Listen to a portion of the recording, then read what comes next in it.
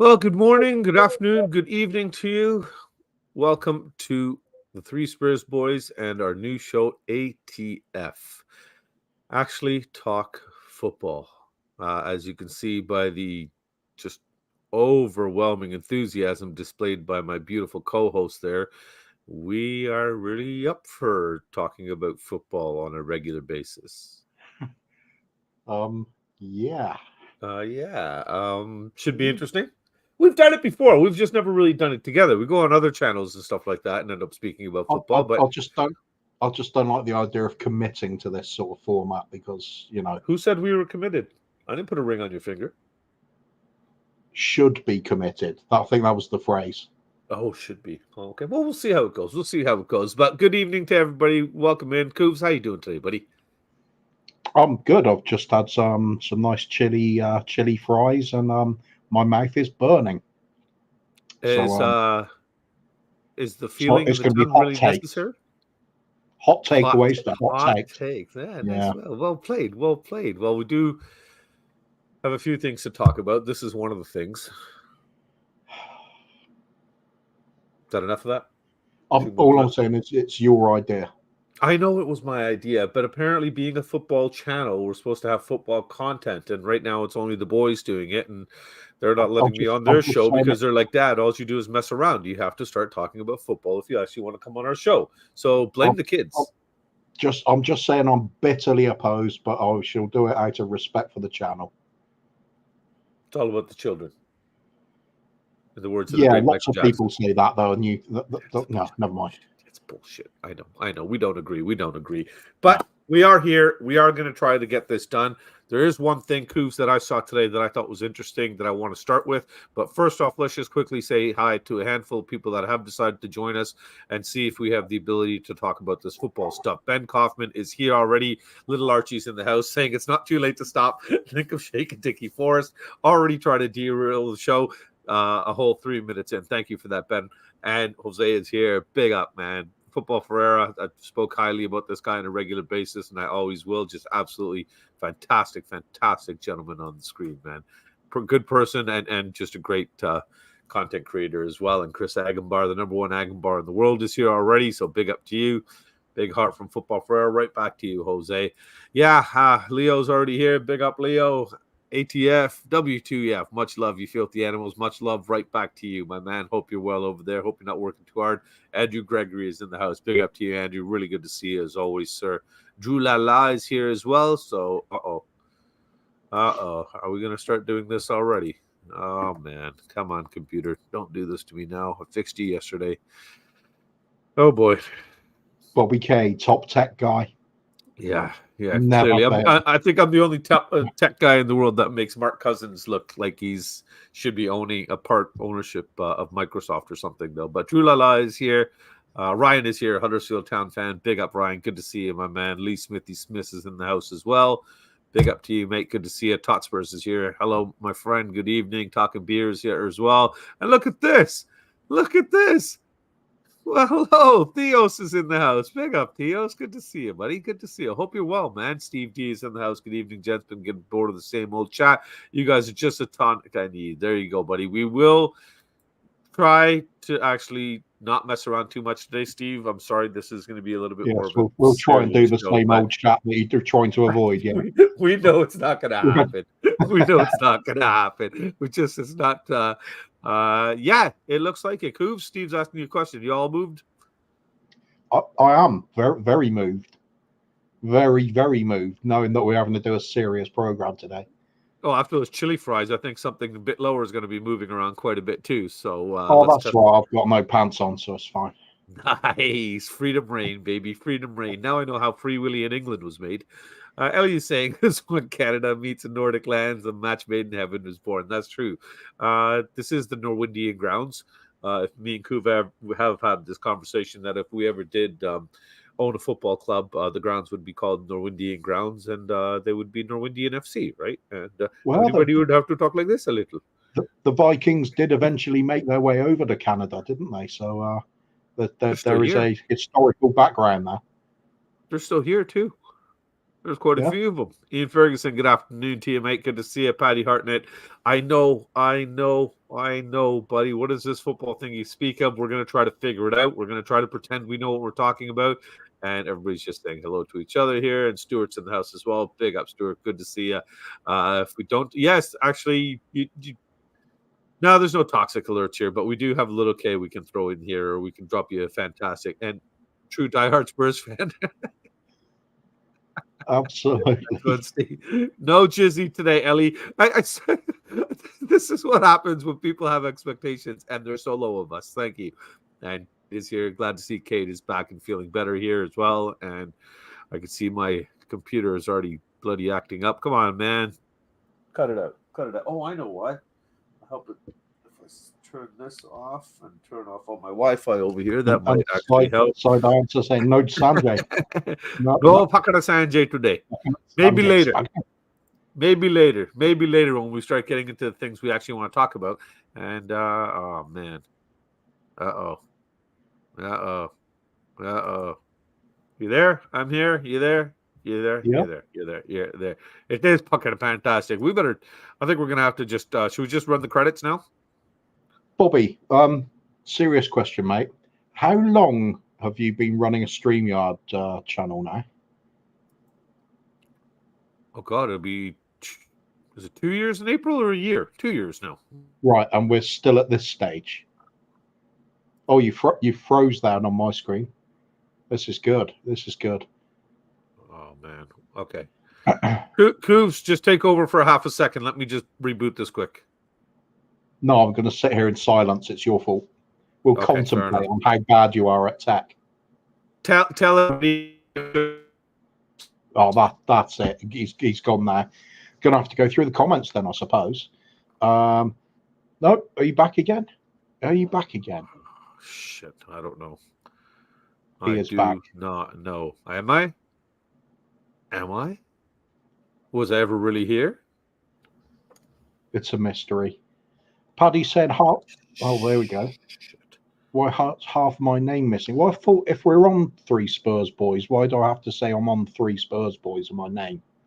It's sort of implied, really, isn't it? He's gone. He's hiding backstage. He's just giggling. He doesn't want to do the show at all. As soon as we got to the subject of serious football talk, he said, "Oh, that's it. I'm throwing it. I'm gonna do some fake tech issues and just sit backstage till I get bored." There we go. Wrong places and everything. I cannot cope with this. Let's see if this works. Mark Cousins, I'm channeling my inner Mark. Is it working? Yeah, seems all right. Oh, Jesus Christ, Kuvs. It's a nice little delay. This is why I love you, you jerk. Production value on this show is through the roof. Goodness. Oh, brutal. Absolutely brutal. Oh my goodness. Sorry, where were you in the comments? You were going along with them? Yeah, started to pick some out randomly because there was nothing else to do. Okay, well, we could do this then. So did you hear about this, Kuvs, the new blue card? Yes, about 10 minutes ago when you told me. Wonderful. So we can go over this a little bit for those of you that have not heard about this. So the FA has approved the trialed use of the new blue card. The blue card, as it seems, is something that's going to be used in next season's FA Cup for the men and the women. As it stands right now, I'll give you the exact definition of what the talking journalists and the talking heads have basically said. So the blue card would be the first new card for referees to issue since 1970, when both the yellow and the red card were introduced. Blue card was picked over orange to ensure the card looks distinct from the yellow and the red, according to the reports. It's a sin bin trial card, basically. It would allow referees to penalize players by sitting out a match for 10 minutes for offenses they feel that are more serious than one that would result in a yellow card, but would not see them earn a red card. So it's kind of like the in-between kind of card. There's currently no timeline for a trial, but England's FA has volunteered to experiment with the upcoming FA Cups for men and women's. The rule change and the proposed changes, a referee would basically issue a blue card to a player for either a cynical foul or dissent. The 2 blue cards in a match would result in a red card. A combination of a yellow card and a blue card would also be a red card. Again, the sin bin trials have already started. Few leagues have opted in and out. The FA said they would be open to testing the new rule in next season's men and women's FA Cup competitions.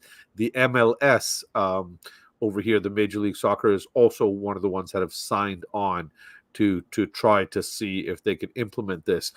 Now, before we start talking about the actual implementation of this card and what it means and everything, I want to ask you, do you think it's wise for us to be adding things to the game when we still haven't figured out and fixed the last thing that we added with VAR?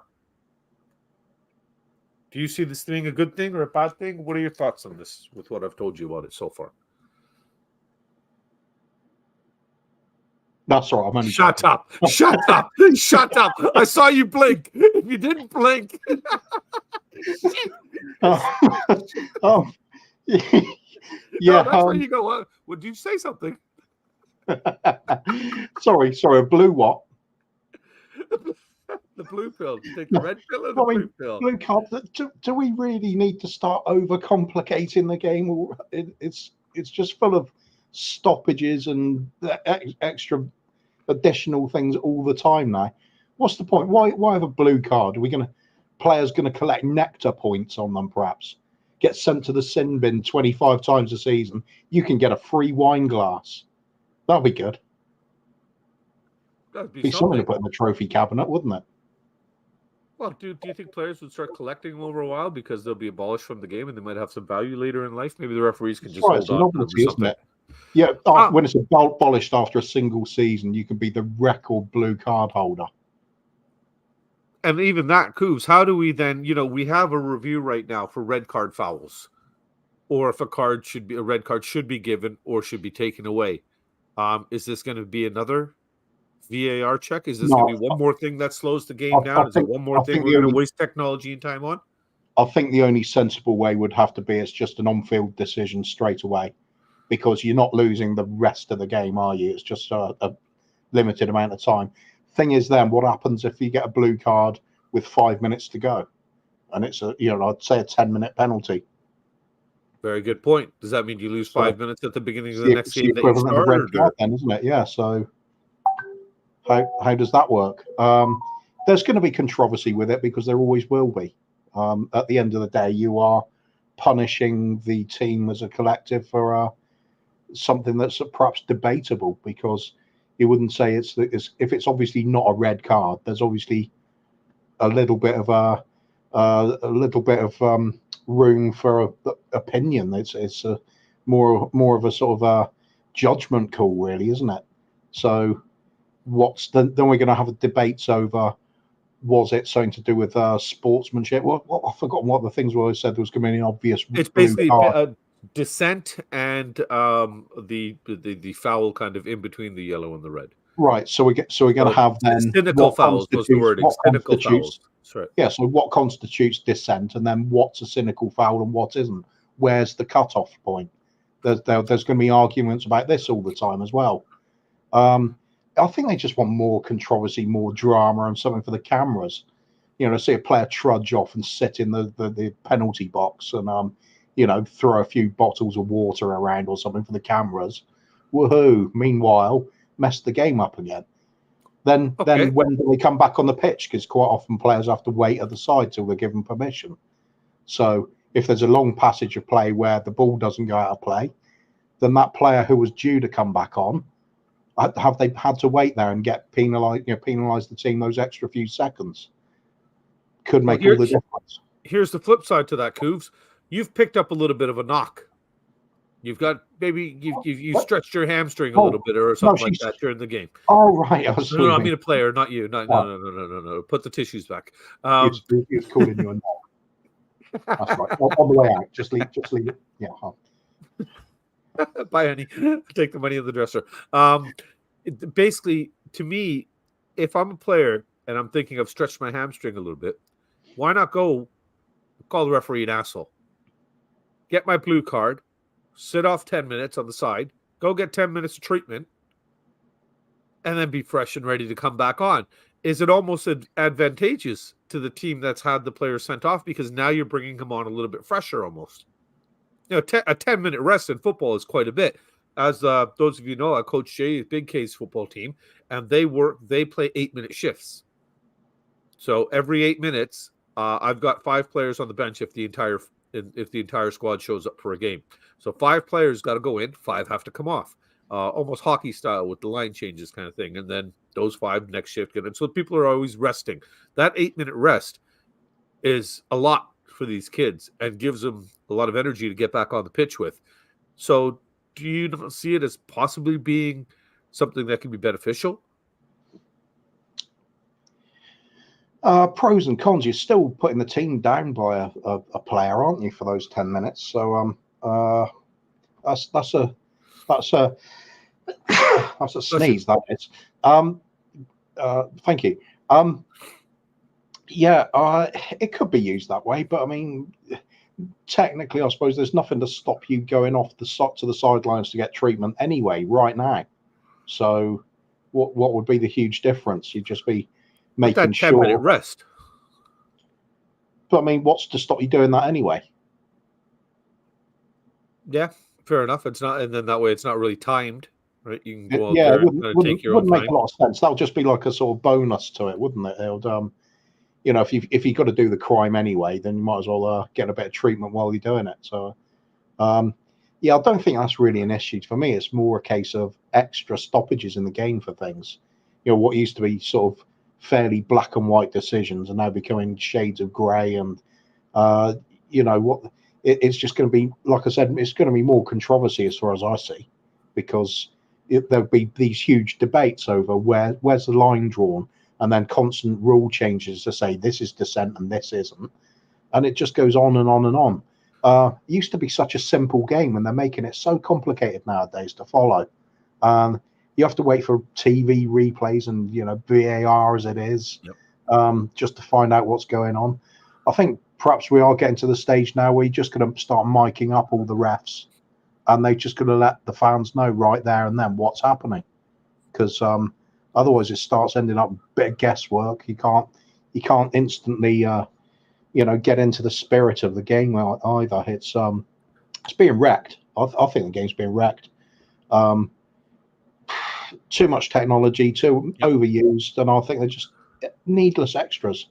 No, like you said, they're taking a simplified game and overcomplicating it unnecessarily. If you're sitting here talking about the dissent levels have increased in football and the way players are treating referees, and there's a lack of respect, and the fact that they're just being ignorant asses out there, then why not straight to red? Why are you trying to find an in-between punishment? It's like saying, okay, for beating somebody up, you get a year in jail. For killing somebody, you get 10 years in jail. But if you beat them up right near to death, you're only going to get 5 years in jail. Yeah. It's I don't understand why we're trying to almost find solutions to not sending players off while we're giving player power. To me, this is a player power thing where the referees now, again, have to decide which one it is. And the second a red card is issued, is it going to be downgraded to a blue card now, which is absolutely maddening? Or should it be a yellow?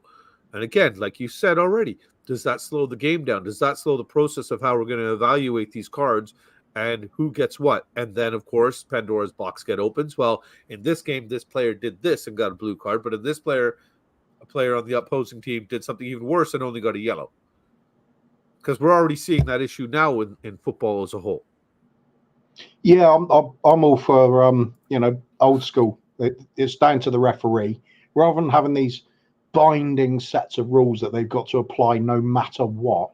Just let the referee apply a bit of common sense to games. Yellow and card and a red card should be ample to take control of a game.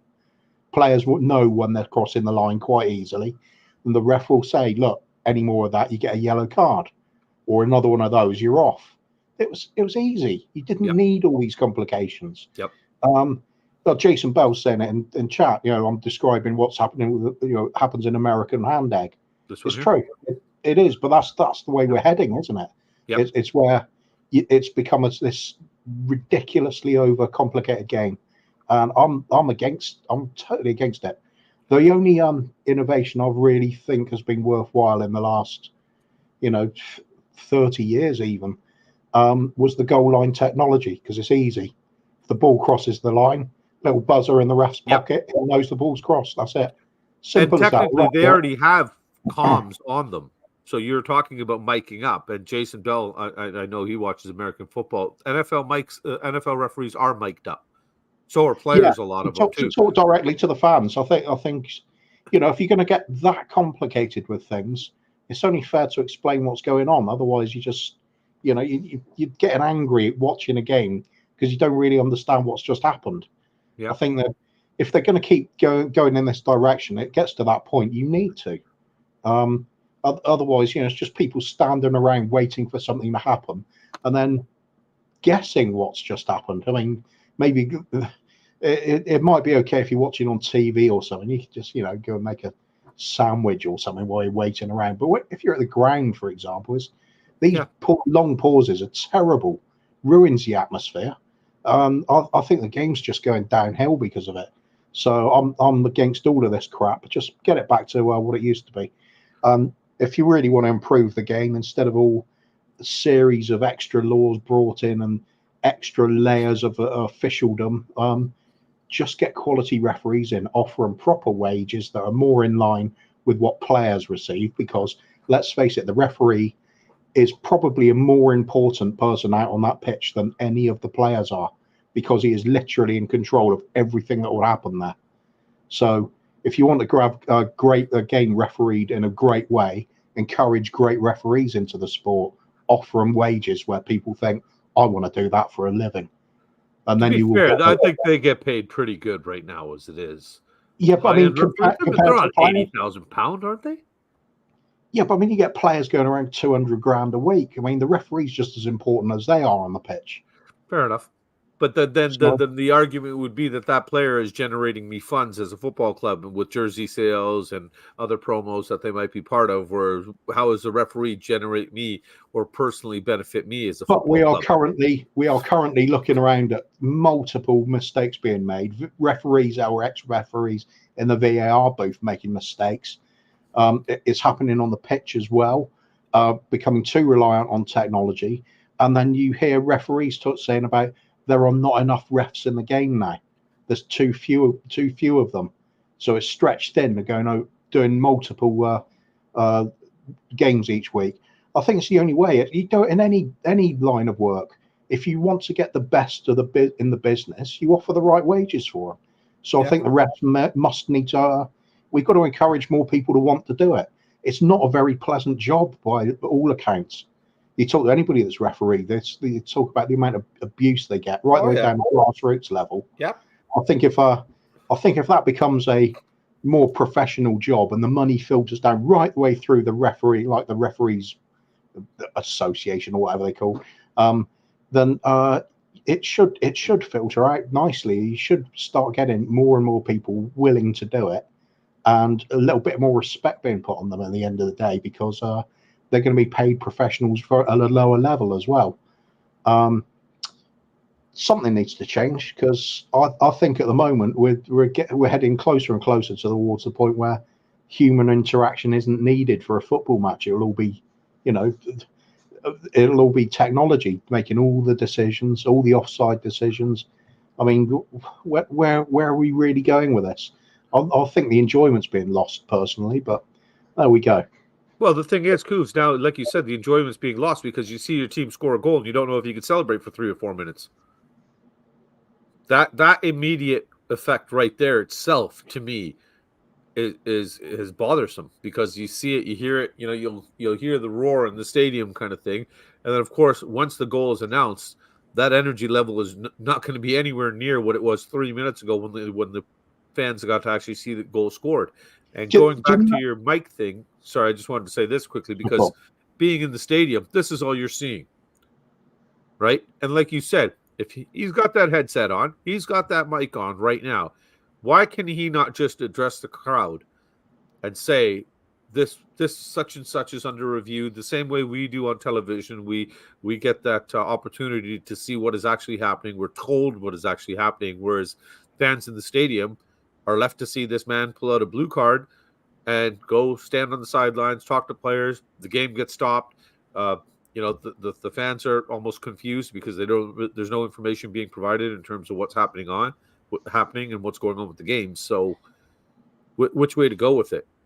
I personally am against this thing. I think it's stupid. I really do. I think the referees need to be just given the power that they had before, and whatever decisions they make on the field, right or wrong, that they have to own up. Honest mistakes. I mean, I remember back in the 80s, we had some great refs about. They didn't need all the technology there. There was a lot more respect for them at that point.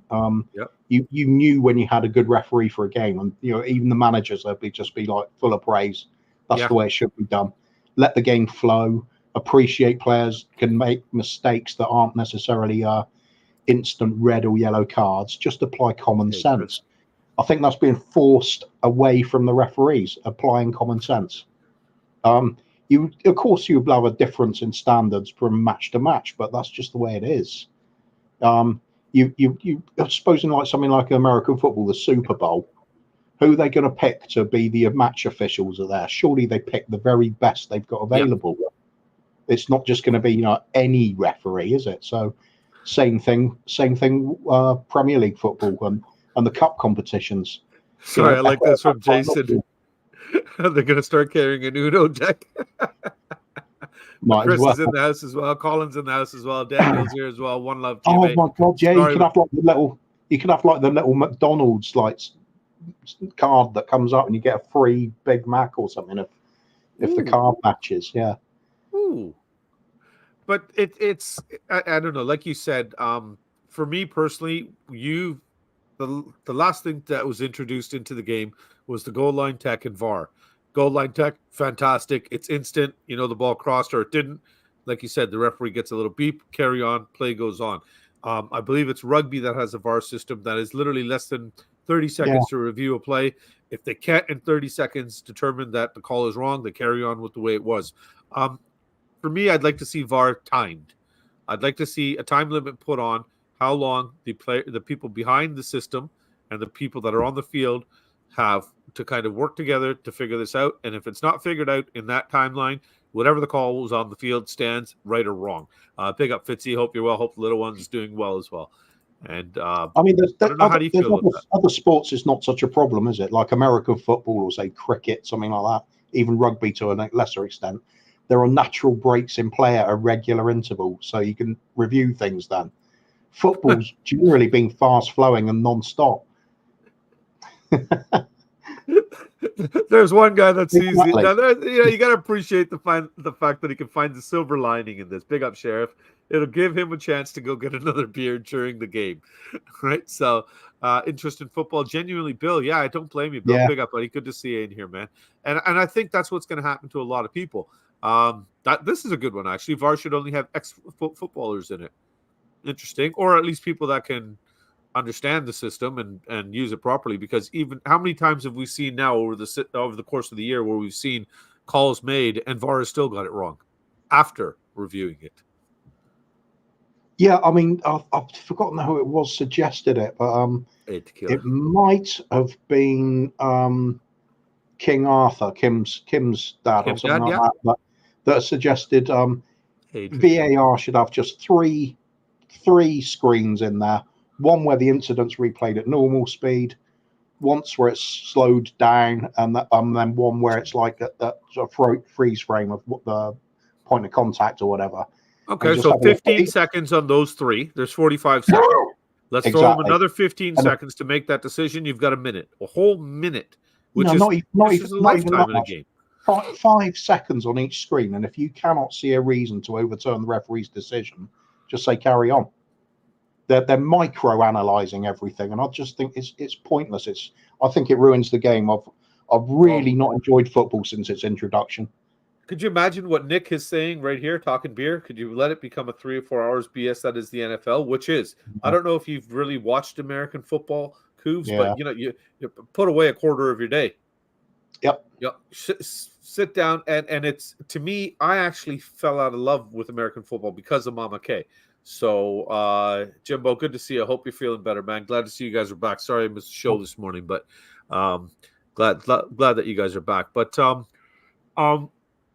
I lost my train of thought there. Where was I going there? You fell out of love with American football With because American of Mama. football because Did she, Mama did K she, wanted did to she learn. beat you? Did she used to beat you if your No, team won? those are on the good days. Yeah, All right, okay. those are on the good days. Potato stews and those, big up. Should be a chance for shuffle. It could be, man. It's guys. It's called hand egg. Yeah.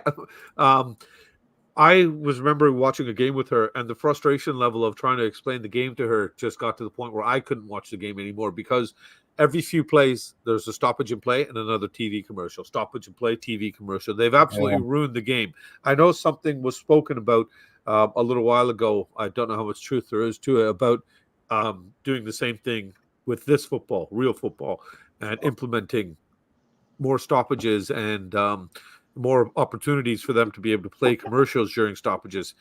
Do you think this might have some form of influence on that decision? Because it's a great way for them to generate more ad money. Never rule that out. Making more money. That is Yeah. what it's all about, isn't it? I mean, but I wasn't even joking saying about it. But when VAR first came in, how long before you get VAR decisions sponsored by Yeah. Oh, shit. like Domino's or whatever, and and then there'll be so much time goes by, you can actually go to a series of ads then as well on the TV. Yeah. It's going that way. But it's getting that point because we're sitting here watching a VAR decision take 3, 5, 7 minutes sometimes. Ridiculous amount of times. And I can't see how already they haven't thrown in a commercial or two quickly, 15, 20-second spots, just throw them in, throw in one, maybe check what's going on with the game. They're still doing the review, throw in another one quickly, maybe after 2 or 3 of them, go back to the football, see what's going on over there. And again, once that starts, though, there'll be no stopping to it because I know. And because it takes so long, they get the game to carry on sometimes as well. They'll review what's just happened while letting the game flow. And didn't it happen just the other night? Wasn't it even last night? It might have been. I think it might have been in the AFCON Cup or something. One of the teams was winning 1-0. There was a VAR incident, and the game was allowed to carry on. They went 2-0 up, and then VAR had to pull it back to the point where it was 1-1 and award a penalty to the other team. So it suddenly became 1-1 from a position where the team had just gone 2-0 up. So completely turned the whole game around. We're not talking about just a decision that impacted that moment. The whole game got impacted. So how pointless those minutes of football played were after that decision. I think it's just really badly implemented. You could do away with that pause if they could do it quickly. I think that's the whole key, isn't it? If they could just make the decision swiftly, it wouldn't be a problem. But they don't. But that's why I say put a timeline on it. There's no accountability. There's no accountability for how much time is taken. There's no accountability for how much the game is delayed. At the end of the day, you're affecting the team as well. The players cool down, and that was another thing I wanted to bring up with the blue card thing. You're telling a player to go off in a December game when it's brisk outside. Those muscles stiffen up, tighten up. They come back and they pop a hamstring. Yeah. So there's going to be that element of it as well. Talking Beer brings up the fact that during car races, there's split TV commercials, split screen commercials. I could see that. Could you imagine during a little VAR holdage, stoppage or whatever, at the top of your screen, somewhere on your screen, it splits all of a sudden. A little window comes up with commercials, and won't be long before they start doing that. Well, during the game, because it just makes us that much more money, right? Yep. So if they start playing ads during VAR, then they'll start finding reasons for more VAR stoppages. Exactly, Jason. And that's what we're kind of saying here. Is this blue card almost another alignment to the fact that it gives the leagues, I should say, football in general, the opportunity to stop the game again and accommodate more of this greed, for lack of better words, right? So there's nothing else to it, right? Colin Cross is saying they want to stop throw-ins and have players take kick-ins. Oh, Jesus. That was mentioned a few seasons ago for sure. Yeah. We're sponsored by Save the Shake and Dickie Forrest. Ben, stop. We've been 35 minutes. We've actually been good. We actually talked about football, and surprisingly, we only went over one topic. So I think we can move on from that one. So we'll get rid of this. Goodbye for now, and we can go to this one here, buddy. Let's take a look at Tottenham thus far. been so far this season. Well, For those this of could take a really long time, though. That's the only trouble with this one, isn't it? We'll find out in a minute. But like Stuart said here, folks, don't forget that like button. Would appreciate you hitting it. Membership, super chats, all that stuff's available, but for free. It helps us a lot just hitting that like button. So much appreciated there. What next? Jizzy breaks. Yeah.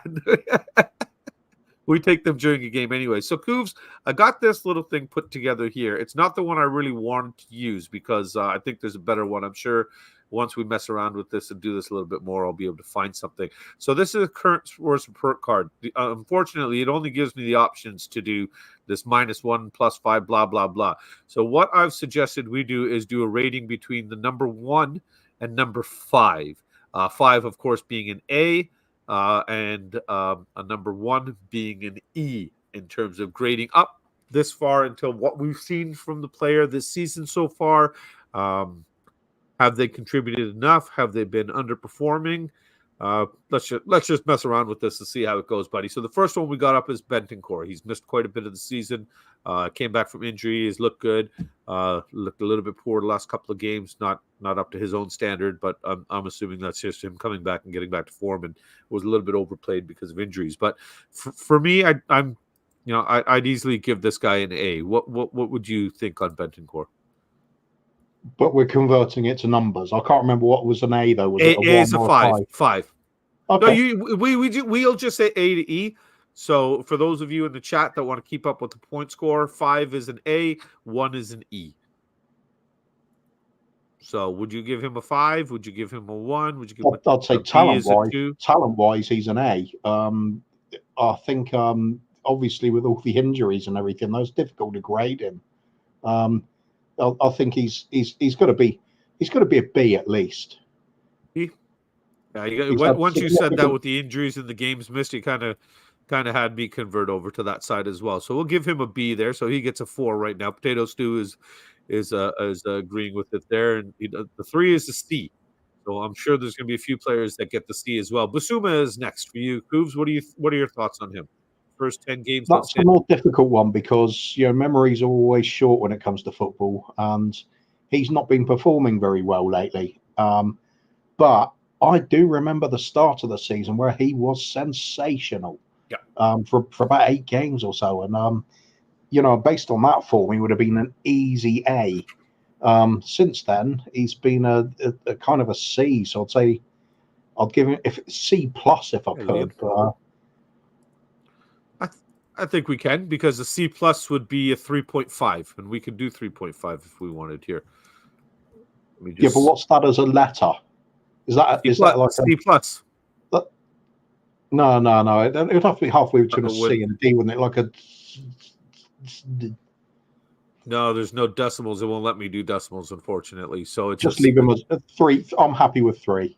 I'm pretty much a C with him because, like you said, he started off on fire, looked fantastic at the beginning of the season, made it look like we had a new midfield general, and then after that, just despicable display and that moment of stupidity against Luton, he dropped off completely. And Mark Cousins is right though. There should be a sort of quarantine part for the Basuma, shouldn't there? Yeah. C-. Okay, so C by Liam. Good to see you in here as well, Liam. Side dancer is C, saying C. Always pass to the left. Boys, try to behave yourselves. So yeah, C seems to be the general consensus here. Ben Davies, Goofs. For me personally, I thought he's looked good as the guy to come on as a super sub kind of thing. Did his job when he was needed. After that whole Chelsea debacle, I think he came in and did well for himself. But he's always been just a consistently average, decent player. He's never gonna, light up the highlight reels or anything like that. But he doesn't seem to do anything overly stupid either.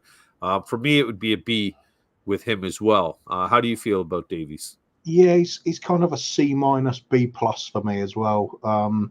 He's obviously got limitations and he does get found out at times, but generally speaking, he's been what Ben Davies has always been, and that's relatively steady, prepared to put his body on the line at times.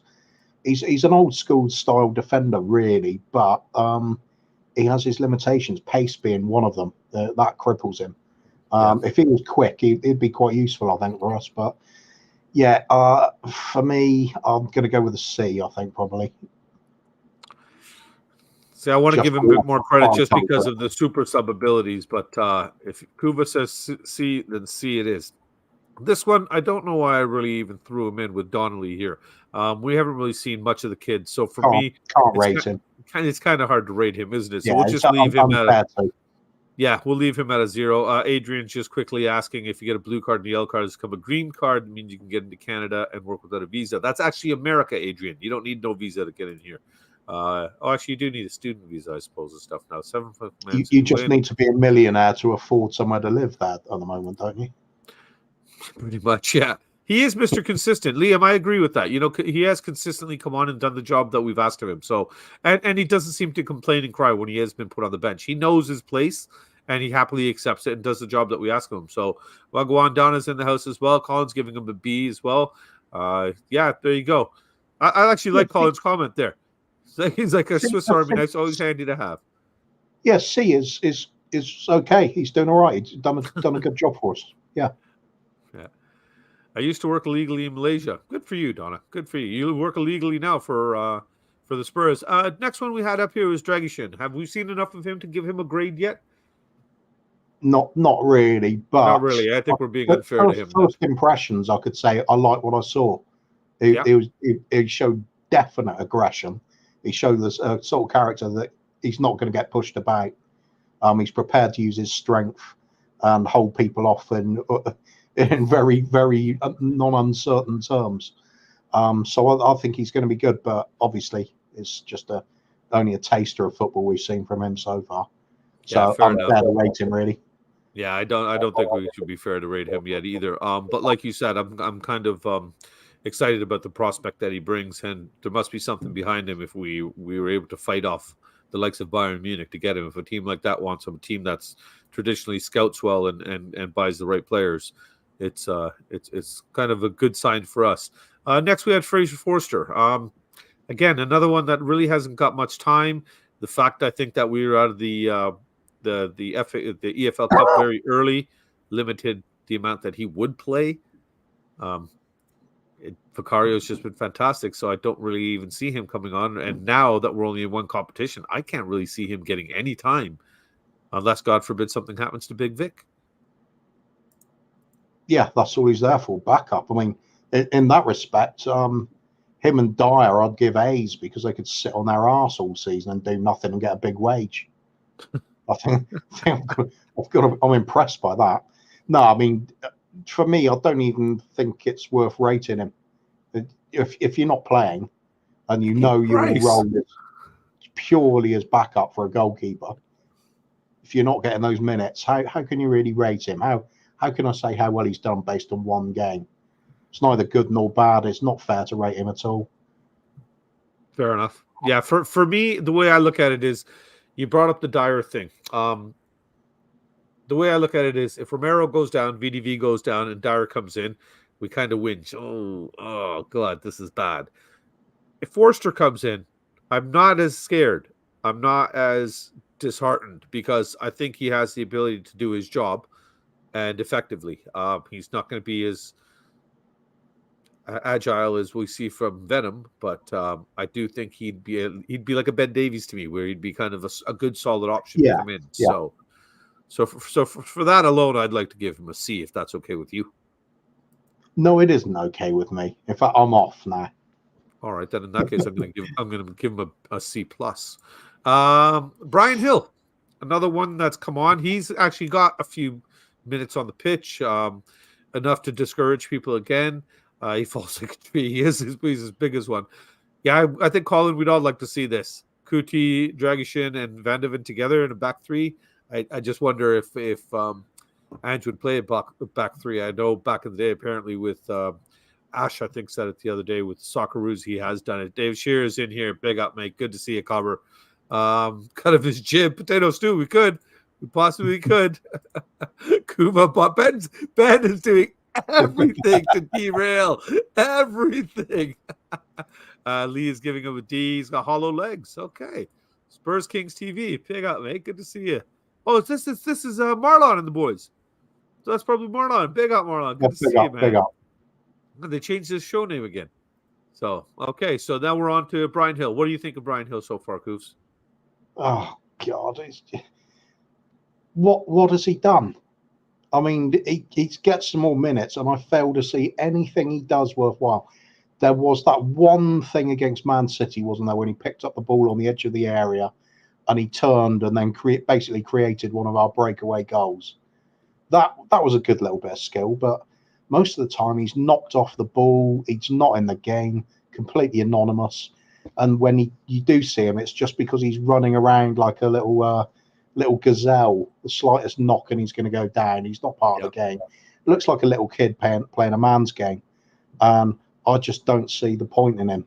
I know people will say, "Oh, yeah, he needs a chance," but I've seen every chance he's got. It's just not been good. For me, he's a D. He to me just looks like somebody that can run around a lot. Yeah. Well, I've got a park here in front of the school and in front of my house in between the school. I see kids running around there all the time. So, I'd give him a D personally. I don't think he's come on and made any impact. He hasn't started a single game from my understanding. Has he started once for us? Can't tell. So, if he can't even get to the point where he's earning a starting spot, then I've got to say he's a D. Would you agree with that? I think he might have started in games up. In fact, I'm sure he has, and he got hauled off because he was rubbish. No. Yeah, he's just not cut out to make it in this league. Okay, well, that's that. And next would be go on to Mr. Ellie's second favorite, Ellie's boy toy. Ellie's here and there. I don't know what to call him anymore, but Mr. Hoiberg is next on the list here. Well, for me, it's standard Hoiberg. Bit of good stuff, bit of bad stuff. Put it together, he's just a pretty average player to me. Got to be a C. He's not in the same mold as Ben Davis. There's never anything really fancy there. An occasional bit where you go, wow, but most of the time it's sort of not forgettable football, but it's kind of mundane. It's going through the motions. He doesn't do anything special. Let's give him an F just because Ellie's here. She is here, and that's why I'm kind of scared to give him an F because she knows where I live. No, he's a C for me. Queen Ellie flip flop is in the house. But okay. I thought she was okay. PH is a U. Mr. Reliable, yeah, coming off the bench, he's a good bench option.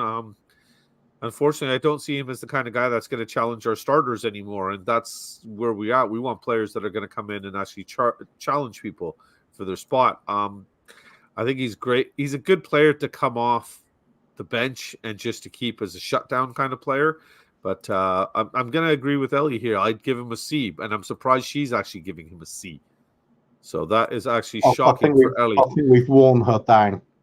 We've worn her down. And you know what it is? I think she's slowly moving on over to new love with Bentancur and is slowly trying to find a way to break away from Hoiberg. But I can respect that turning her back on Hoiberg for Bentancur, because Bentancur is it's like upgrading from a milk float to a Rolls Royce. I don't know who's trying to derail us more right now. We got Ben here. And then we got the other troublemaker. Where does she go? Where does she go? Here with Mia. Colin Cross was saying 3 years is more than enough for Brian Hill. And yeah, I didn't even realize it's been 3 years. I thought this was just a second year here. So Ben's just playing spot the ball. Well, you still got a 0, Ben. You're doing good. Look who's in the house. Another one that was here is actually Bryce, so it's good to see Bryce, Danny Kiriaki. Hello, handsome. Merry Christmas, Danny. Merry Christmas, yeah. You welcome, Knoots? Good to see you, Danny. Hope you're well, mate. Hope you're well. Yeah, I'm not worn down. I'm a flip-flop. So everybody's playing spot the ball. I love this. This is hilarious. Mark's playing Karen or Darren. They don't want us to have a serious show. It's not allowed. Brendan Johnson. I think if he improved, it'd be mediocre. I think he's just been poor. It's a D for me. He's Yeah, just not I'm not doing even what going I'd to add expect much from a more to winger. that. I can't even argue that. I had high hopes for this kid, especially after he scored that goal a couple of weeks ago. There, I thought that might help him open his account and give him a little bit of confidence, but it doesn't seem like that was the case. Yeah, the So. one thing I'll give him is that he does actually look terrified at the moment. It might be just he's not settled. He is finding it very nervy. Big lights, big city, and he's very much a sort of mummy's boy type thing. He might just be struggling to adjust, and he just can't get his confidence at the moment. So maybe he will develop in time. That's the positive I'll take from it, because there is a player in there somewhere. It's just right at the moment he's Bambi in headlights, isn't he? He's really terrified of being on the pitch. It looks like unsure of everything he does. Doesn't look like a winger. Well, it looks like he's just going to be another Brian Hill, as it seems, a guy that can really run around really fast but not accomplish anything. So it looks like He the accomplished more than D. Brian Hill. Well, he's already has actually. He's got a goal, right? Yeah. So okay. So we agree on a D for him. That brings us over to Kulu. This is going to be an interesting one because I think we don't feel the same about Kulu. Yeah, I think last few games he's been poor. That sort of level of control and ball retention that he's been offering before, it's just not there. He's giving it away cheaply, which is something that we used to rely on him not doing. The creativity doesn't seem to be there. Clearly, still stuck on only being able to use the left foot. But earlier in the season, despite all the criticism he was getting, he was offering quite a bit to the team. He was a regular outlet ball, take the pressure off the defence, because he'd receive it and keep it and allow the rest of the team to move forward. That's kind of gone from his game at the moment. So I think he's had a mixed bag. I can't give him any more than a C. For me, I'll give him a B only because you kind of see what happens when we don't have him in the squad. Yeah, true. You see how almost ineffective our right side becomes, how weak we become, because he does put in the defensive work rate that Johnson isn't willing to put in, it seems, right now, or isn't able to put in. For that reason alone, I give him a B only because he frustrates the hell out of me with the consistent same move over and over again. But it's like Novocaine almost. It seems to work, though. It might be horrible, but it seems to work. So can we agree on a B for him, or are we just going to stick with the C? What about those? If anything, I'd sway more towards a D than a B. Oh, really? Okay. Yeah. So Andrew Gregory saying Florida man is gives him a B. Bryce is saying Johnson is a kid named mum to hold his hand the first day of big boy school. Okay. Danny, all good, brother. Hope you're good, man. Hopefully everything's going well for you over there. David Shire is asking if Danny is my brother. Technically, no. We have different parents, but he is my illegitimate brother from a Greek mother. That's what I can say. Yes. Mia, you go give Romero a 69 all you want, honey. Okay. E for the wing play, D for playing inside. Wow, Colin's being harsh on him. Ooh, Colin is not very fond. Okay, I think you win that one, buddy. Looks like it's going to be a C. So for the C, we said it's a 3. And I don't know how this. Oh, this put this in alphabetical order. That's what it was. So next up, Mr. Daniel Levy. You know what? I see things going a little different this season. Seem to be doing things different off the field. Made a big deal of the fact they abolished the wage cap for the academy players. That was a big deal. It means we can attract in higher caliber of talent. We certainly seem to be trying to do that. We've got all of the other squads in the club, all of the academy and development players, right the way down to grassroots players, are playing the same brand of football that Ange is playing. That, for me, is something I've been asking for from this club for a long time. Yep. Uniform way of playing that identifies us as a club. And I think passing, attacking football is the Spurs way. So I'm really pleased seeing that. By getting in the extra expertise and from the back room, We're seeing the new scouts, the new directors of football, and all their various roles. We're seeing a different approach to how the sort of players we've been signing. We got James Maddison. We've been crying out for a player like that for years. Suddenly he's coming along.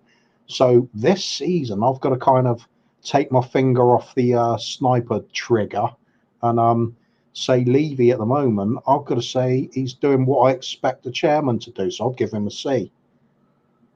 You give him a C. Wow. Yeah. Wow. I'd actually go as high as giving him. Yeah, I'm not going to go overboard and start saying A and B, because this is what I expect the chairman to do. This is what he should be doing.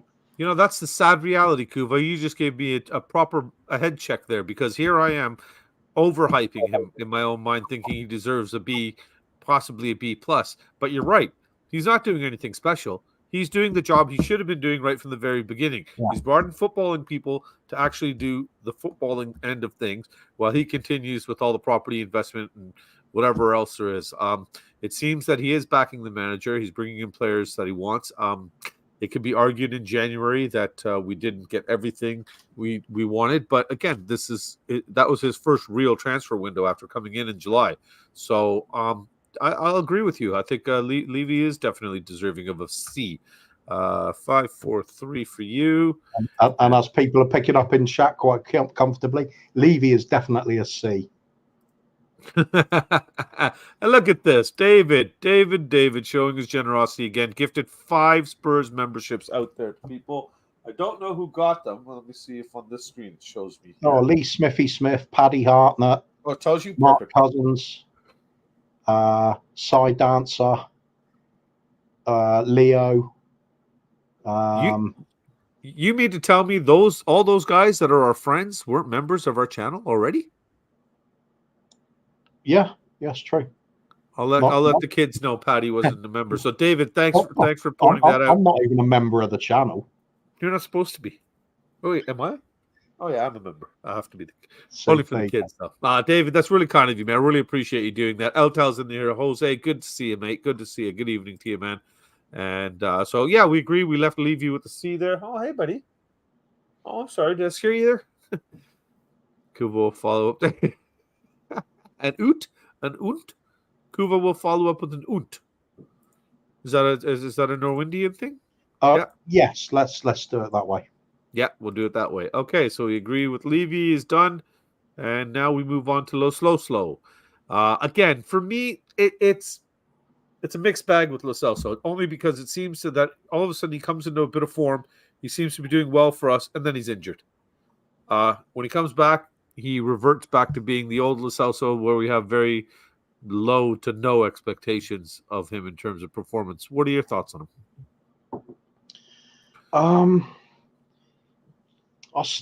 He's been here quite a while now, and I still don't know what to make of him. It's 4 or 5 years now, isn't it? He clearly has ability, but he seems to be strolling a lot of the time as well.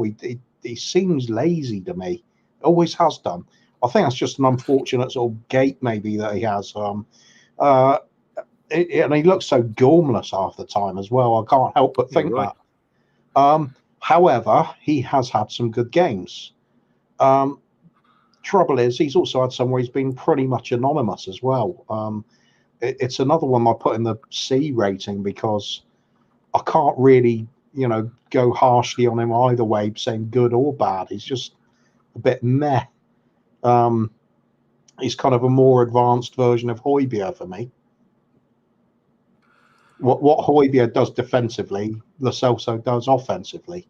He's been very offensive as far as I'm concerned. I'm done giving this kid a chance. Extremely. He's one of the ones that pisses me off, Coovs. He's one of the ones that brings out the dark side in me. I really don't like him anymore. I want him out of the club. I think he's just been a waste of time and talent. When I see him put on that Argentina jersey, all of a sudden it's like he's put on his Superman suit or something. He's got the abilities to do everything.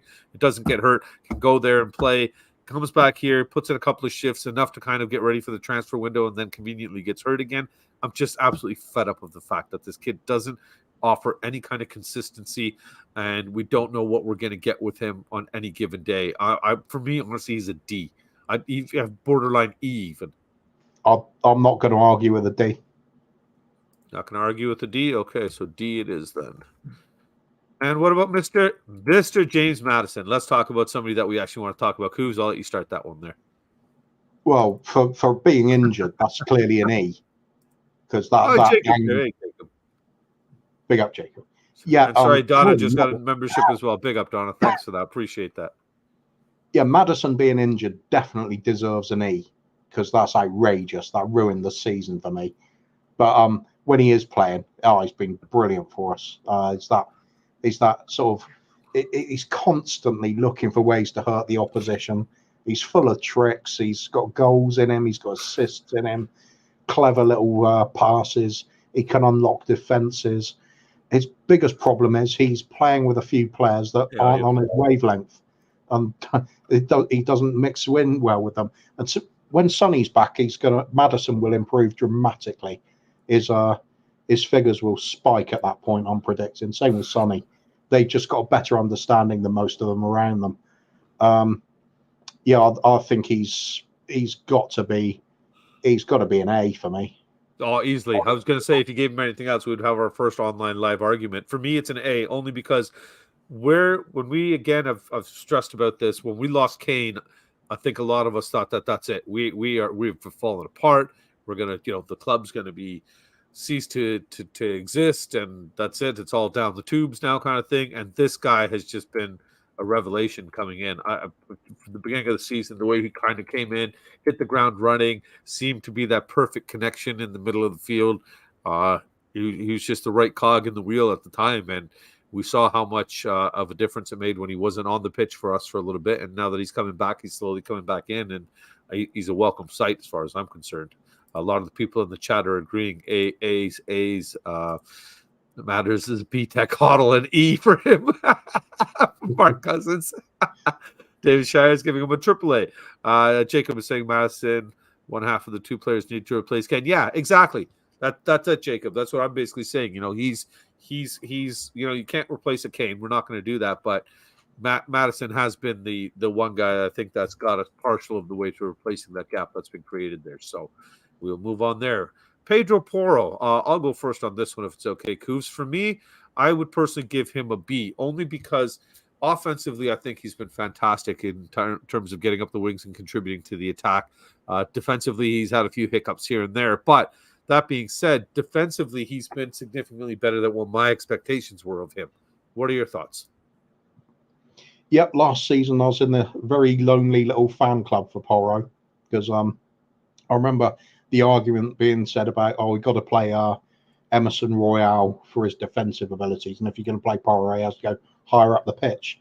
And I just remember saying you can't teach Emerson Royale to be a better footballer, but you can teach Porro how to defend. He has learnt to defend in a much more competent way this season. There's still a few mistakes in him, but who doesn't make mistakes? Even the best of the best are making mistakes at playing wing-back positions. But what Porro brings to the team, his passing ability, his vision, his creativity, his eye for, he scored a cracking goal. He's always likely to pop up with creating chances and assists. I think he's just been absolutely fantastic for us, and I'm going to go for an A on him. I don't care about those defensive frailties. For me, that's not why he's in the team. He is there to drive things forward on that half, that side of the field. And I think he's been doing that consistently. His delivery's excellent. It's everything I wanted from him. I think he's getting better and better. And I love the way he interacts with the crowd. He is so into it. He is so one of us now. Really getting it, pumping up the crowd. The fist pumping after everything that goes right. Yeah. I just love him. I really do. A fantastic player. Sold. How can I take away your love at all? An A it is, Coos. If that's what Coos wants, that's what Coos get. A lot of people are being consistent with the B's and everything, but after that speech, if you don't change it to an A, you need to go and defrost your ice heart, because after that beautiful speech by Kuva, you have to change your ways. You have to change your ways. I remember this when Ben was on and he did the weekly review with the kids. Porro, in fact, had one of his poorer games, and Christian was on that. That was the show where he did that. He was pretty much on a sugar rush, and He was well in the stupid zone.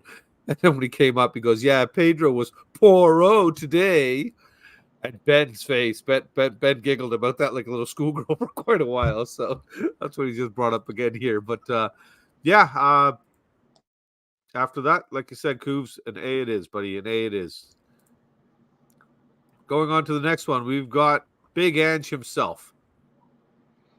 Oh, difficult one to actually grade, really, because from my point of view, he's been an A. We consider where we were at the end of last season, managerless. We didn't know what was happening with director of football.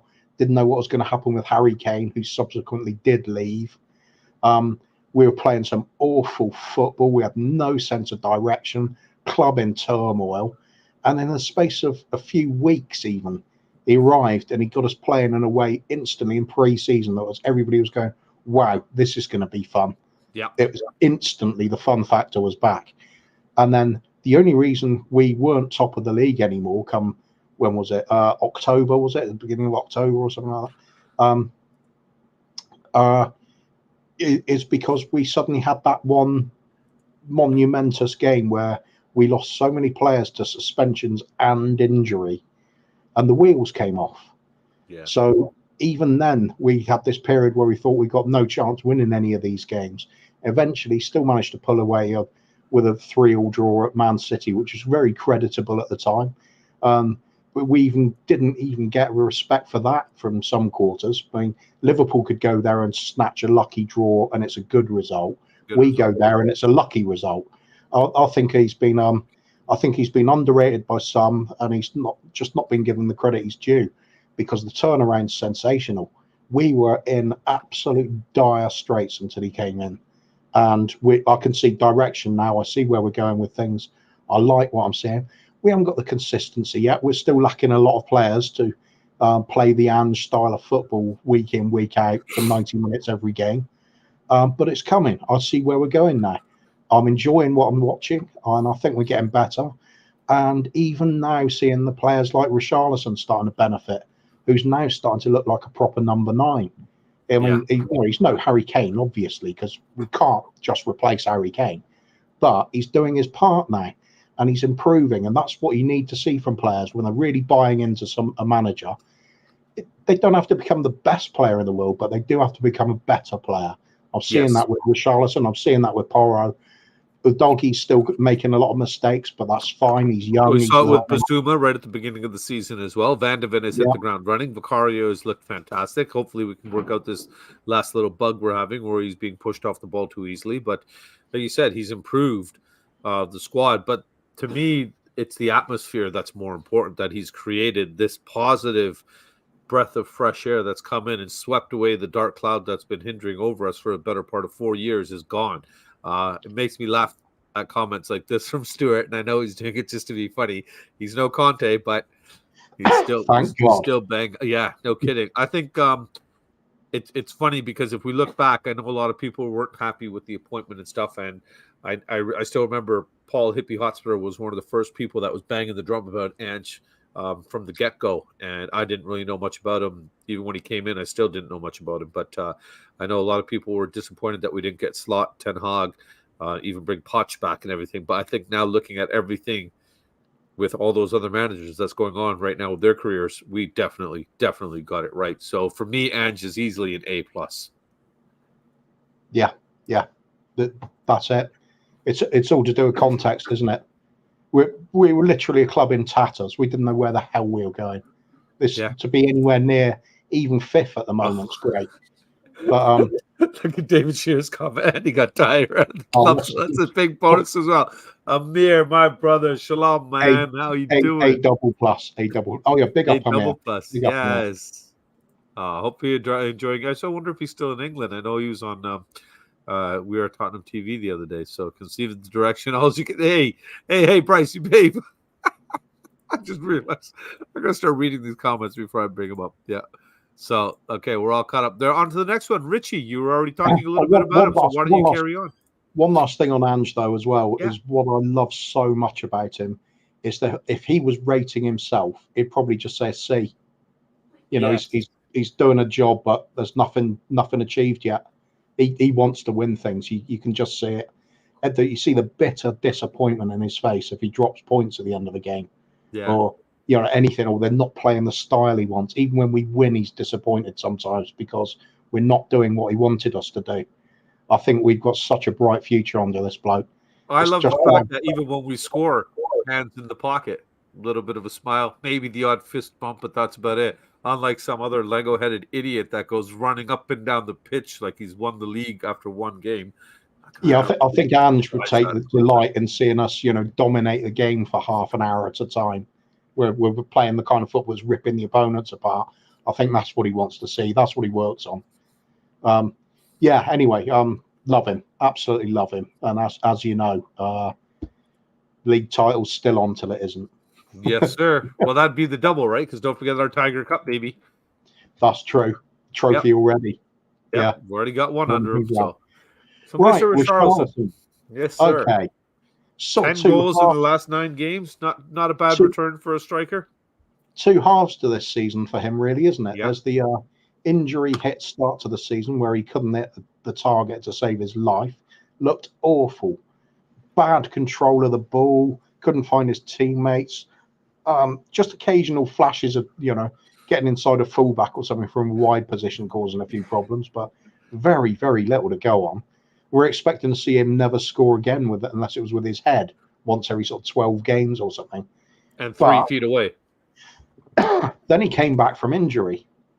And, my God, there's a player there. And he messed up to the mental health issues that he had been going through as well. He came out with that as well. Clearly, he got himself the help that he needed, and I'm a firm believer now in all that stuff. So good for him. Yeah, he's a young guy, 26. Seems to be working for him, doesn't it? I think one of the biggest things for him, I'm guessing, would be that level of fitness, because when you feel good physically, it really does help with your mental health as well. You're feeling physically good. And he clearly is. He looks like he's enjoying himself now as well. Mind you, I always love that broody look he gives when he scores a goal or something, like, I am badass. I'm a badass, yeah. Can't say it. Mark said it right here perfectly. But the fact is now, the one thing that you can always criticise a forward for not doing is when they're not scoring goals, but he is now. So you've taken that side away straight away. You look at the rest of his game, though, I think he is just improving all round as a footballer at the moment. He's gone from not being able to hold the ball up and getting knocked off the ball or in the wrong positions. He's getting a lot better at holding it up now, managing to hold off some of the strong challenges from centre halves, playing other players in, and then he gets on the move again.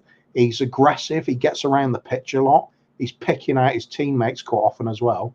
And those 2 finishes against Everton were beautiful. Well, the first one, that volley. With his weaker foot as well. That and the fact the ball was crossed slightly behind him as well. Yes. So he had to sort of reach back for it, and such a controlled, crisp finish. Really underrated. That was a cracking goal. Yep. You look a few months back, he would have put that out by the corner flag or something, or missed it completely. Up into the 3rd row. Yeah, it's like he's totally reborn as a footballer at the moment. Long may it continue. I'm genuinely thinking he's worth keeping next season now, because I've given up on him. I tried all last season. I tried to be a fan of his all last season. I tried it this season, and I just gave up. And the moment I gave up, he comes back into the team, starts playing. So that's it. That's the key. That's why I tweeted him. I have to call him out. I clipped the show to send it to him and say, look, Kuv is not happy with you right now, man. You got to step it up, buddy. Here I am preaching that you're going to be fantastic, that you're going to do something for us, and you're making me look bad. Just cut it out, man. And he apologized, and clearly he's come back with a little bit of a chip on his shoulder.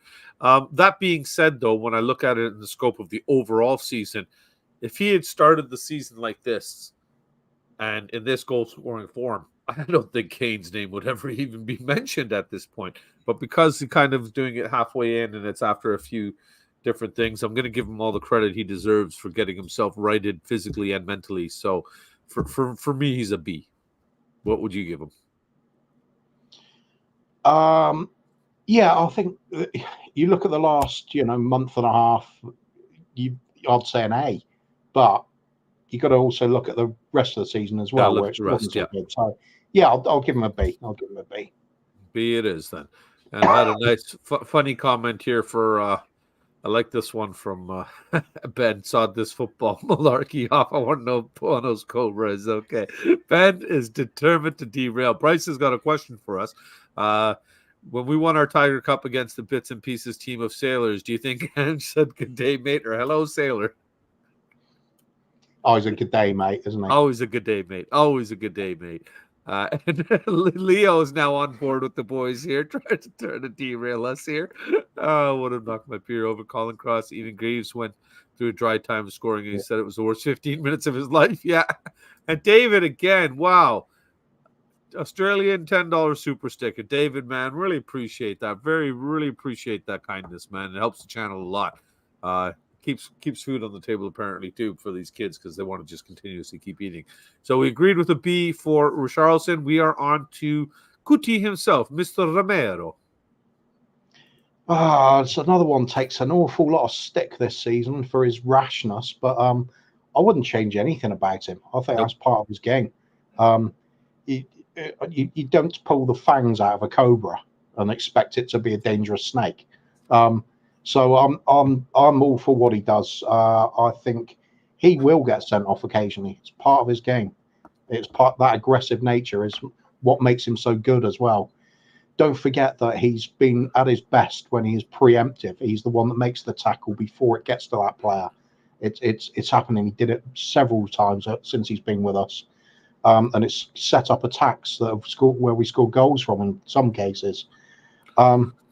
I think his game has improved when he's been given that extra bit of a responsibility of captaincy. I mean, take the games out where he has been sent off, or there has been a rash tackle or something. You look overall, he's been responsible, mature. He's level-headed on the ball. He can pass it. He can step up into that midfield position easily. This is why when people were talking about, shall we play three at the back? We could easily, because if you got Romero in the team, he practically plays as a defensive midfielder anyway. Yeah. So it's not really much of a change. So I think he's been right up there, captain material, and him together with Van der Ven at the back has just been sensational for us this season. And I'm not without any bias at all. I'm giving him an A. No, Jacob's giving him an A plus here. A lot of it. Leo actually gave him a B, but Stewart's an A. David's an A. Ben wants us to talk to him nicely. We will try. Jason's giving him a B. He's had a couple of rough moments. There was that own goal against Arsenal as well.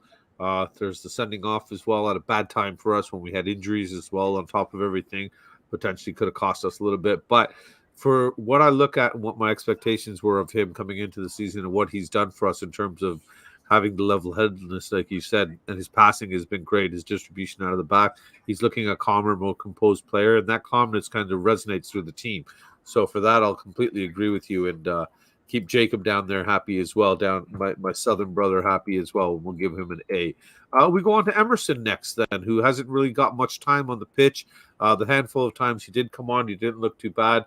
I wasn't keen on him being on the left side of the pitch, but he does look like an adequate super sub, not even a super sub, but a sub for either of the wing-back positions that can come on and almost be a little bit faster version of a Ben Davies, dare I say, just that he's, just because of consistency and reliability. Is that wrong of me to even think that?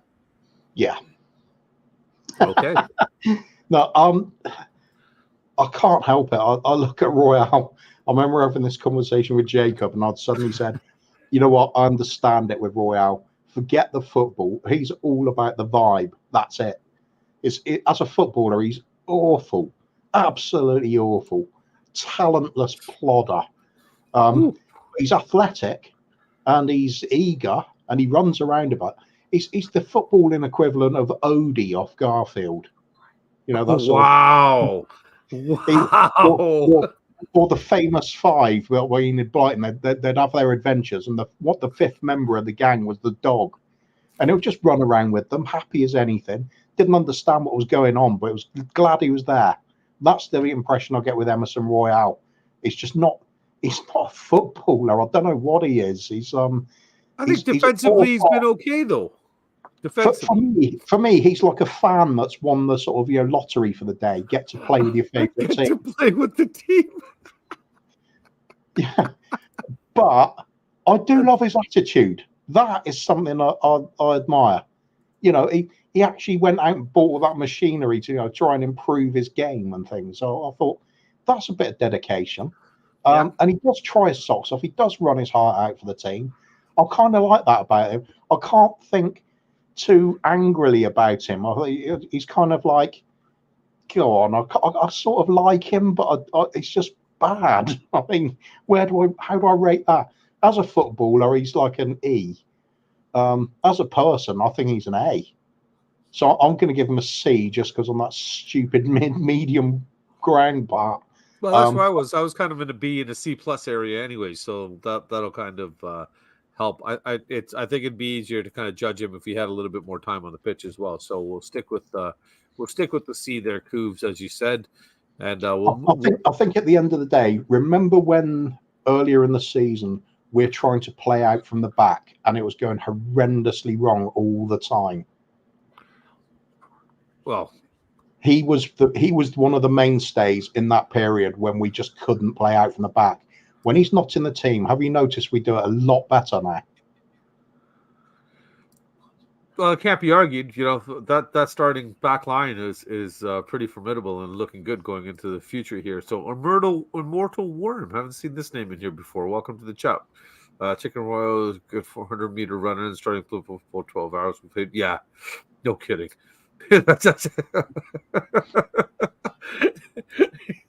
Yeah, no kidding. We converted him. All right, so on to Mr. Pape Matassar. We start speeding this up. We still got. Yeah, we got to go. Yeah, okay, not too bad. Okay, 10 more still. He's easy one for me. He covers every blade of the pitch, every game. He is the engine room. We sorely miss him when he's not playing. His teammates must love him playing. He's always there for him, always available for a pass, always getting in positions to help out teammates, box to box, written all over him, fit as a fiddle. And he's just getting better and better. For me, he's just a straight A. No, I've seen nothing there that I've disliked all season. The only thing that bothers me about him is his passing, though. He's got quite a few wayward passes there. Other than that, the engine that he has. Quite a few good ones to go with it, though. He's prepared to try a more risky pass at times. It doesn't always come off. But we do see what happens when we don't have him in the team. So he has definitely been one of our better midfielders. Sessegnon, we're going to leave at a 0 because I don't think we can even. I think that's rating him too highly. I was going to say, yeah, he'll be the first player that goes into the minus category. Skippy, not too bad. The last couple of performances he's come in off the bench. Overall, at the beginning of the season, I think a lot of people were calling for his head, saying that Højbjerg was better. But then we came on against, was it City or Brentford that he came on to? And right away, he kind of came on with a bit of flash in him, a little bit of anger in his belly, it seemed, and fire in his feet. What did you think of him? Good bench player at best, at least. Like for me, he's a C at best, but I think he's massively overrated. For every time where he has done well, there's been 3 games where he's been anonymous or, even detrimental to the team sometimes. I think he's a poor footballer with a good attitude, kind of in the Emerson role mold in that respect. Not quite as wayward as Emerson can be, but sometimes he does some good things. There's a kind of nugget of a player in there somewhere, but just don't see it enough. I see him as just somebody with a lot of engine where people big him up because he's got a good work rate. For me, that's not a great footballer. I'm happy to give him. That'd be another Harry Winks then, right? Yeah, very much the same mold. Not enough there to really convince me he should be a long-term stay at the club. Somewhere between a C and a D for me. He's okay, but same as Højbjerg, it's not somebody I want to hang on to. Okay. Yeah, never mind. Sorry, I don't know if you heard all that, but my apologies. Yeah, for me, I think he's done okay when he's come onto the pitch, and he's okay. That's about it. So for that, I don't really want to rake him over the coals kind of thing. But he'd be a C for me. Does that work for you? Yeah, reluctantly. Reluctantly given. Solomon again, another player. Can we really judge him? We only saw him a handful of times before he suffered that long-term injury there, and fortunately, I don't know. Yeah, Some people are saying we're missing him. Some people are saying that we don't need him. I think Solomon. The difference between him and Brian Hill is Solomon's missing because it's not his fault because he's injured. Whereas Brian Hill, even when he's fit, struggles to force himself. He's missing. Even when he's fit, he's missing. Even when he's on the pitch, he's missing. Yeah, he's missing. Yeah. So yeah, it's a bit unfair to rate Solomon. All right, we'll skip him then. What about this guy, Son? Oh, I've heard of him. Heard of him? Yeah. Apparently, a few people are happy he's coming back or something like that. I didn't even know he was gone. He's just our skipper. He's been playing like a skipper as well. Inspiring for the team. Sometimes he gets frozen out of the game, but that's because that's what happens to forwards if the rest of the team isn't playing very well. Rest of the time, he's been performing, leading by example, finishing his chances, links up well with the likes of Maddison. He's an intelligent player, uses his skills to the best of his ability. I just think he's got to be up there as an A, maybe a B because he can be subdued in some games, but I think it'd be harsh. Like you said, I don't think that's by his fault. I think that's the way the other team it's difficult sometimes. And we are lacking options in terms of being able to switch that right now. It's the same argument for with a goalkeeper. If a goalkeeper doesn't have anything to do in a game, how can you really rate them? It's So when Son's on fire, he's great. We know he's there. He can. I still think he gets off.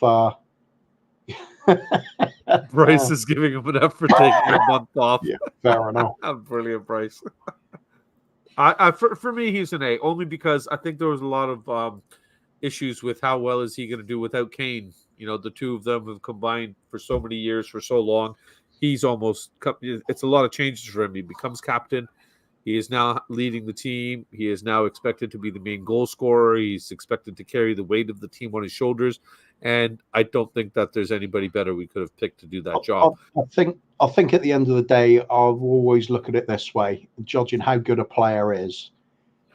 Would any team in the entire world look at him, being given an option to have him for nothing, just to go into their squad and say, no, not good enough? I don't think there's any team, including Man City, that would say no. So an A it is? Yeah. Destiny. That's a difficult one for me because I think he's sort of hovering between an A and a B for me. Is he only hovering only because the last few games, he's got that one game where he got the red card with stupid mistakes, and then of course with the Brentford game he made a couple of mistakes that were costly for us. So yeah, it's just a few things sort of taking the gloss off it. Otherwise, it'd be an A. I'm tempted to give him an A anyway, to be honest. I think he's been one of the standout performers in that position in the league, and that says something. It says both that perhaps we are not as blessed with left wing backs in the league as we used to be, but it also says that Doggy is a long way ahead of his years. He's got such immense power and pace. It's frightening at times. He can just brush players off the ball. Good players as well.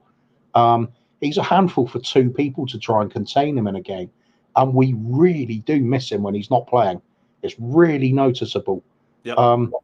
Sorry, I've got to go with an A. I just think I'll give him an A just because this is a 19, 20-year-old kid that's come into a brand new league, into a new system, working with a new manager, and it doesn't seem like he's bothered by it. He's kind of come in, done his job. He's done it very effectively. The one thing I really like about him is that you see him almost everywhere.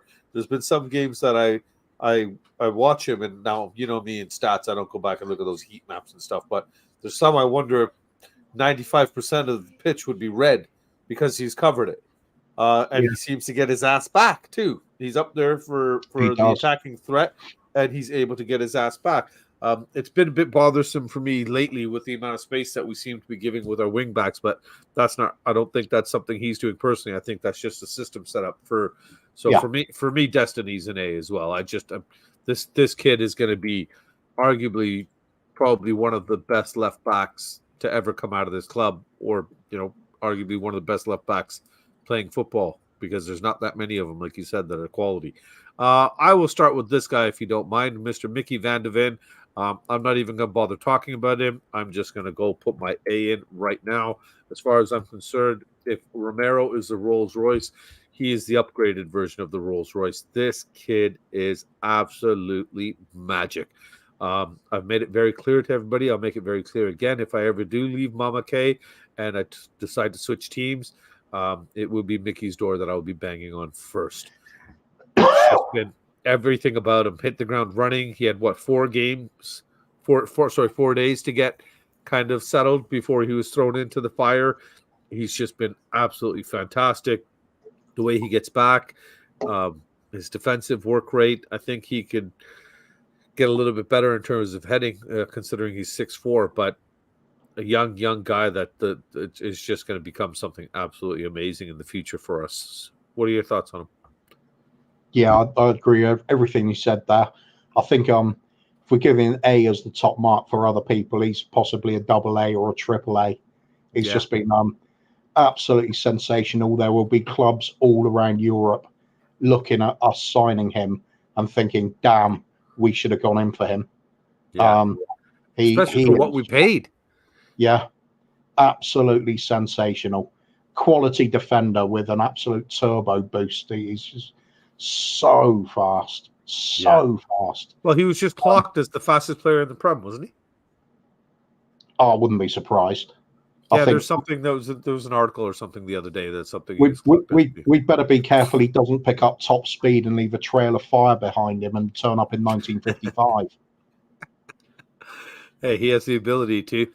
David Shearer again goes and gifts 1 more Spurs membership. I've got 4 starred comments, and I think they're all David Shearer and 1 from Donna for membership. So, David, thank you yet again, my friend.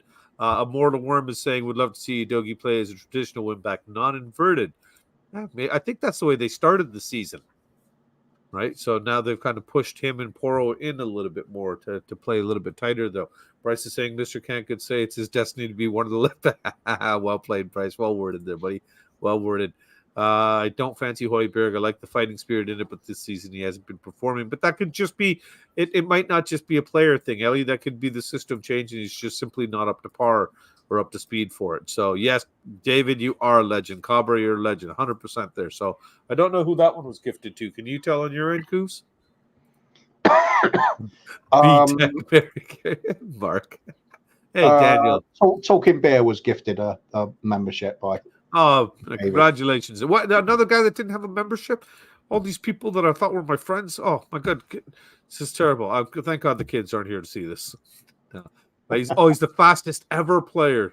I know he was clocked the other day or something like that, and he hits some ridiculous speed.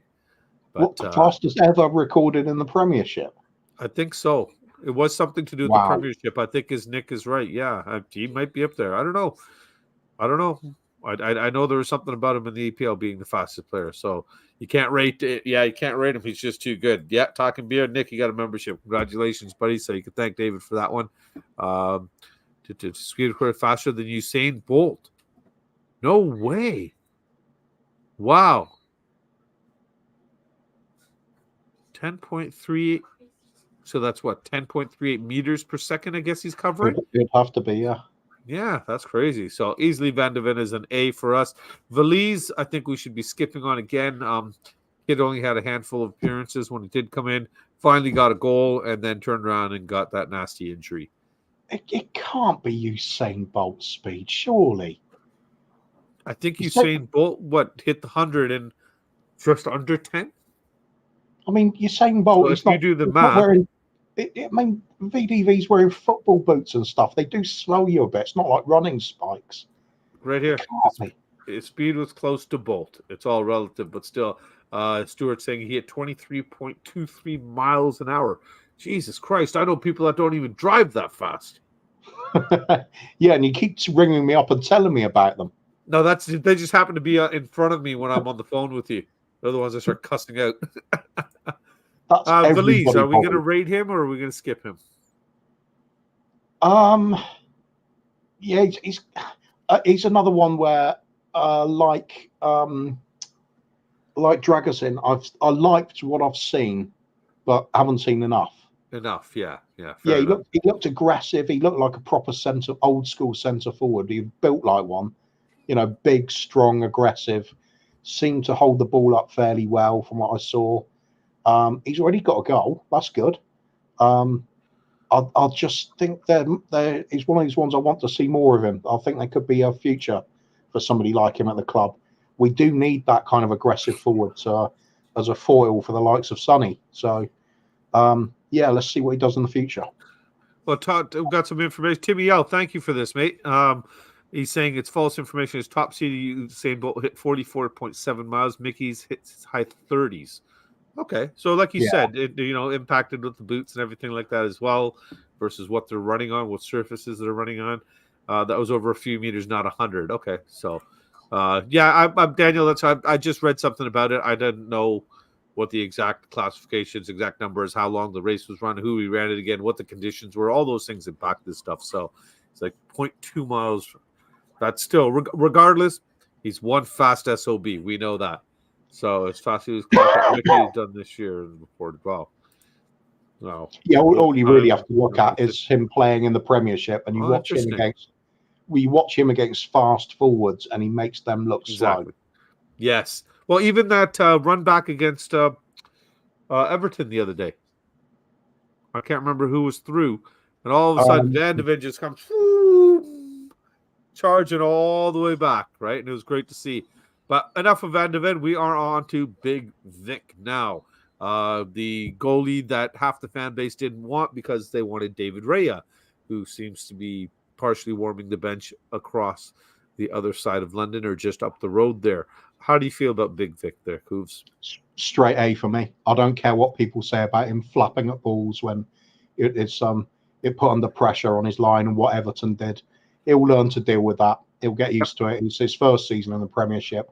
And for me, he's just been sensational. What a shot stopper. His attitude's first class. He was humble enough to say at the beginning that he's not used to being a sweeper keeper. It's going to take him time to adapt to it. And he's adapted to it. He's getting better every game.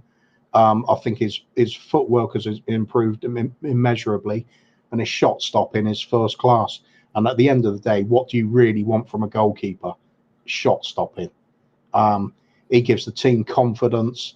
He's just oozes quality. I think he's caught everybody's eye, and quite rightly. Fantastic signing, one of the best we've made in living memory.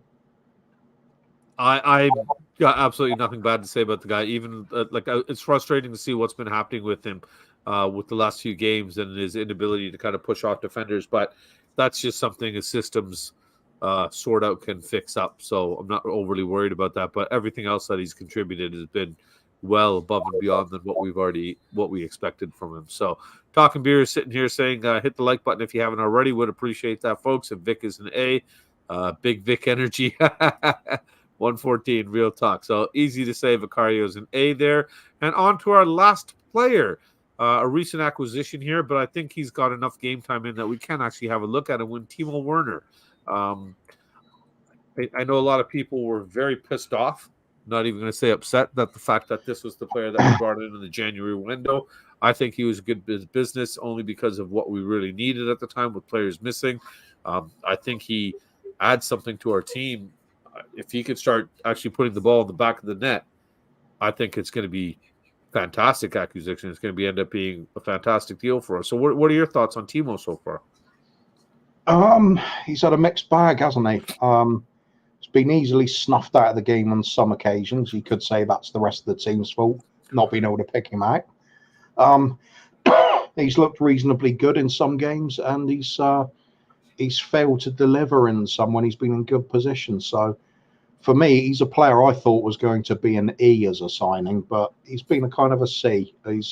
he's done okay. He's neither excelled nor shamed himself. He's pretty much a standard signing.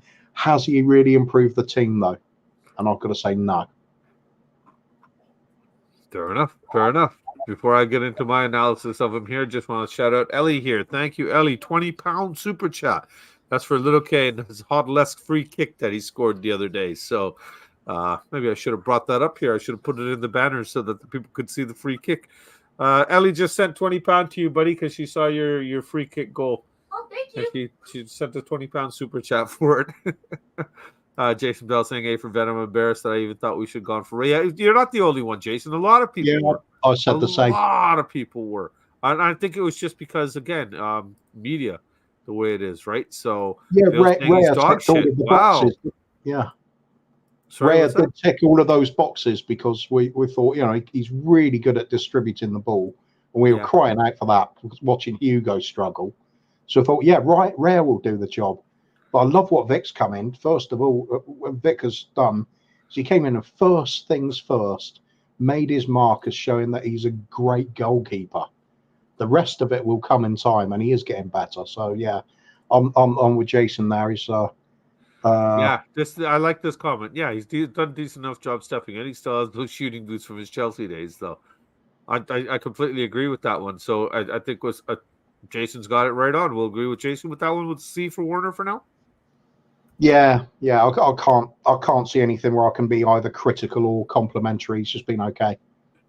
And that is it. We actually got through all the ratings we wanted to do. So in the A categories, we have Madison, Poro, Ange, Romero, Star, Sonny, Idoji, Vandeven, Vicario. Not bad. So 8 out of our starting 11 players are getting an A rating so far into the season from us. We go into the Bs with Richarlison and Bentancur, the Cs with Basuma, Davies, Forster, Højbjerg, Kulu, Daniel Levy, Royale, Skip, and Werner. The Ds are Ryan Hill, Johnson, Celso, and then unrated for the rest of the players. And Seth got the only player with an F out here. So that is it for that end of the grading. And an A for Bayern Munich. Not for taking Harry Kane, but for taking Dyer. Ben's still playing Spot the Bull. Bobby Crew. Oh, Ben, shoot. I just looked. You actually got all 3 correct in that round. Werner is shipping with goals. On average, clubs have won the league since they have scored 82 goals in the last 10 seasons. Man City have won 6 times. The average has been 87. Wow.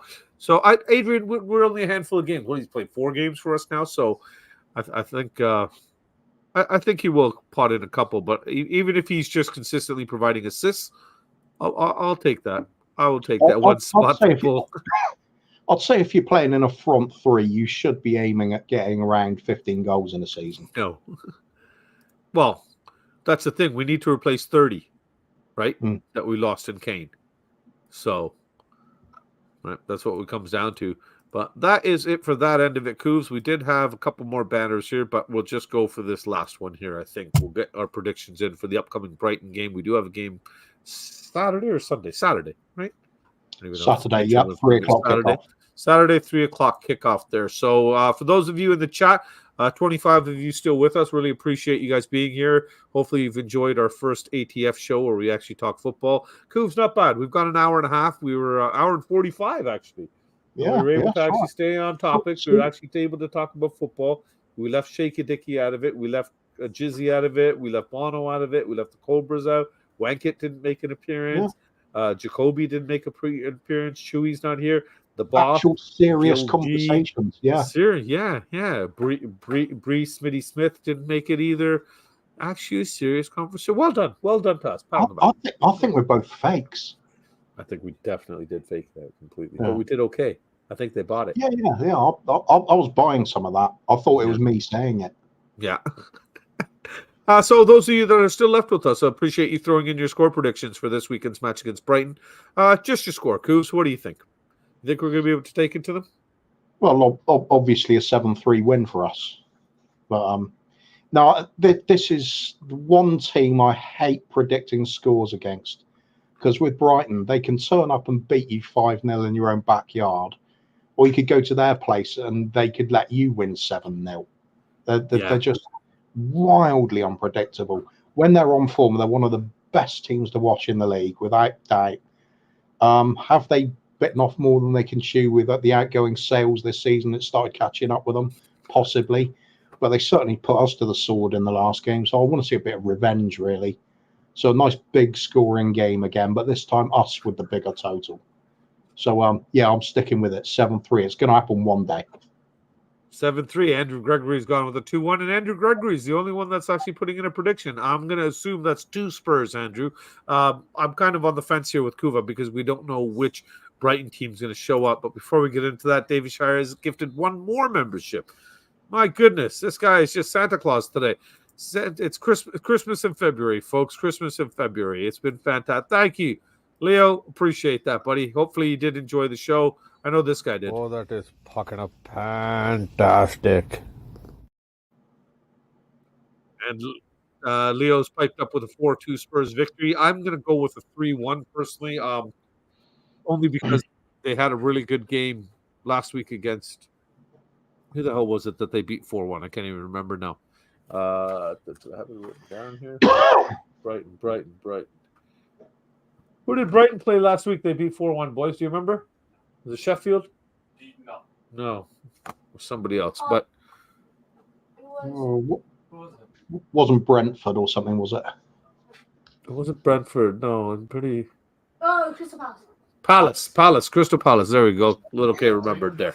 So even that game, it was a 4-1 shootout kind of thing, and they got early goals in that one too. So, like you said, it all depends what Brighton team shows up. For me, I'm hoping it's the one that likes to lose, and I'm going to stick with a 3-1 Spurs win. So that does wrap it up. Mark Cousins is throwing in a 5-0 Spurs win here. Kane has 30th season when son broke his face, and we have at least finished with 10. Yeah, at least, buddy. So, thanks, Mark. Yeah, everybody's letting us know it was Palace there. It's going to be a very tight game. I'm saying 2-1, Paddy is saying. So the general consensus is a Spurs win. And that is it for us today. Coos, anything you want to add before we head off here? No, I kind of enjoyed that. It made a change, didn't it? It did. It was actually, I actually enjoyed my time just with you on the screen. Normally, we're always sharing the screen with our guests and stuff like that. So you and I don't get much interaction. So I actually enjoyed my one-on-one. I got to talk as much as you did for a change. That's rare. I think at moments I'm going to go back and do a time lapse. At moments you might have talked a little bit more than me, which is a very, very hard feat. Those are fighting words. I'm timing everything now. I'm just surprised you were able to do it. Your jaw's going to be sore now. I'm used to it.